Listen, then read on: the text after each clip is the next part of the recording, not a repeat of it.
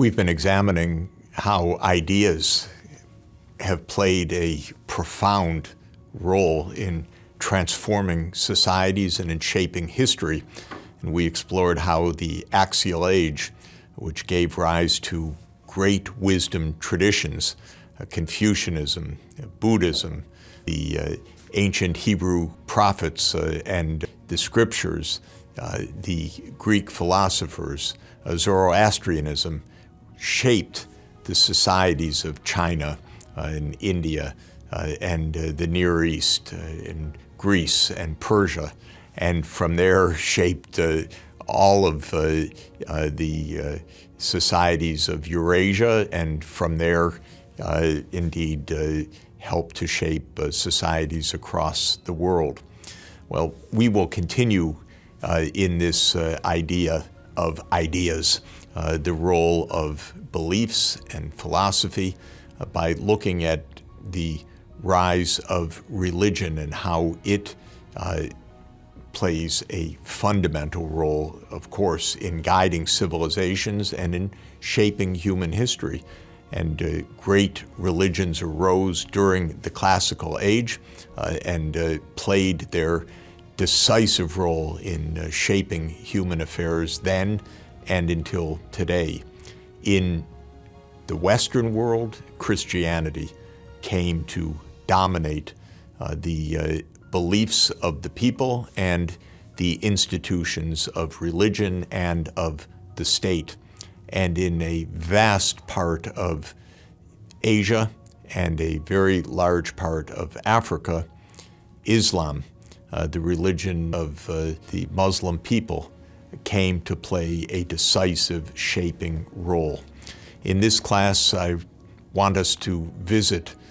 some of the great historic sites of Islam and to come to understand how that great religion, which is now followed by an estimated 1.8 billion people around the world, with Muslim majorities in 49 countries on current count, arose, spread across the world, and did so much to enrich, inform, shape culture, shape ideas,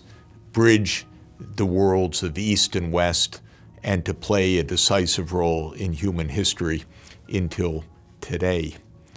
Well, Islam is a relatively new religion. It's a religion that arose in the early 7th century. The great prophet Muhammad was born in the year 570 AD in Mecca, in today's Saudi Arabia, and starting in his 40th year in AD 610, in the Islamic tradition and faith, Muhammad began hearing the Word of God and receiving the Word of God, which then became the Quran, the Holy Quran. And Muhammad began to preach a new religion to his followers in Mecca,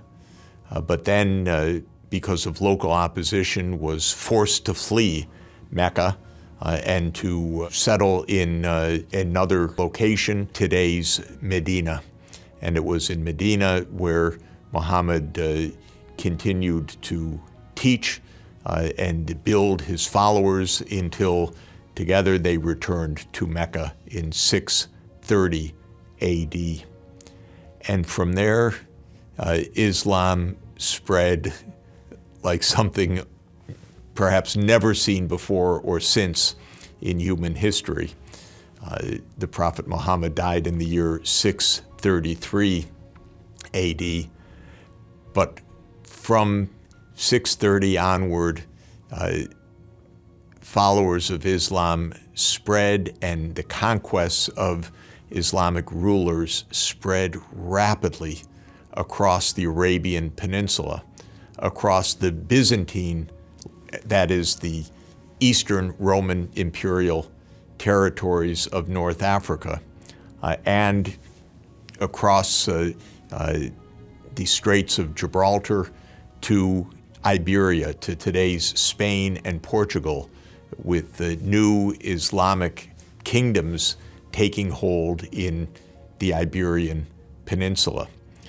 Within a very short period of time, within a century, Islam had spread from the far west of Iberia, across North Africa, through the Arabian Peninsula, through the Middle East, into the lands of Mesopotamia, today's Iraq and Iran, into Persia.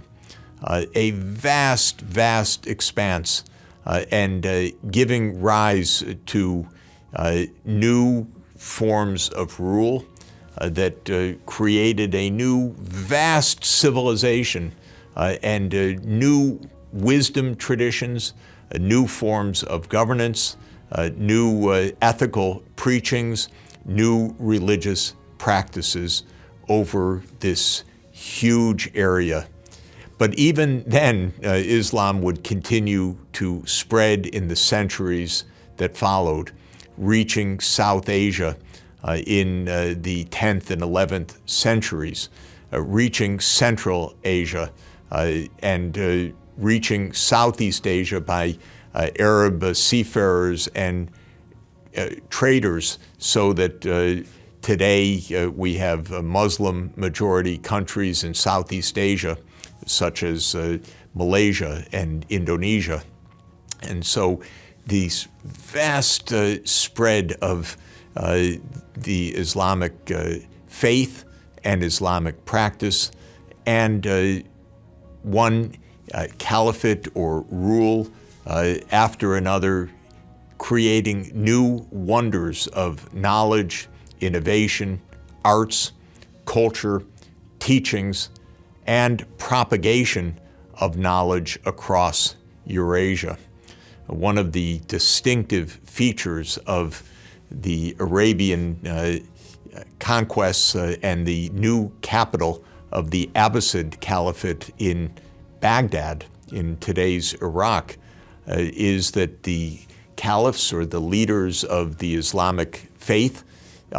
sought to gather all of the great wisdom of the age together in a systematic learning and translation of this wisdom into Arabic. And it's to this absolutely remarkable historical and historic effort that we owe the survival of so much of the ancient Greek knowledge, which was translated into Arabic, and then centuries later translated again from the Arabic into Latin for its reception in the Middle Ages in the new universities of Europe. So the new Islamic Arab states were huge developers and propagators of knowledge, of wisdom, and of an exchange of ideas over the vast expanse of the Islamic lands, helping to bring the mathematical insights and breakthroughs, including the decimal system and the number 0 from India to the West, for example, propagated through Islamic teachings and the great Islamic mathematicians and scientists who bridged East and West. So when we learn about Islam and its spread across the world, we're talking about a vast expanse of human history and a vast part of European and Asian history. And of course, Islam spread also throughout Africa and created great centers of learning, great libraries along the caravan routes, such as in Timbuktu in today's Mali, other sites and evidence of this great propagation of knowledge made possible by the vast Islamic lands. What do I want us to understand and learn from our exploration of the emergence and spread of Islam? First, I, of course, want you to know the history of how this new religion emerged in the 7th century and how it quickly spread from Arabia to the west, and from Arabia to the east and to the north, and to the regions throughout the Indian Ocean to today's Southeast Asia. I'd like you to understand how the early spread of Islam was related to geography and to climate, because initially, for at least the first century of spread, the diffusion of Islam was mainly through the drylands and the desert regions. It was, in the case of Islam, carried not on horseback only, but also on camelback, on camel caravans and camel troops, camel-backed troops that were conquering the lands of North Africa. I want us to appreciate this remarkable historic role of Islam in connectivity of knowledge of East and West, because the vast new Islamic civilizations were also pathways, transmission beltways from the knowledge of the East to the West, and also from the West, from the great ancient centers of wisdom and learning in ancient Greece and Rome, back to the East. I want us to understand the major and multiple centers of power of the Islamic world, which started in Arabia,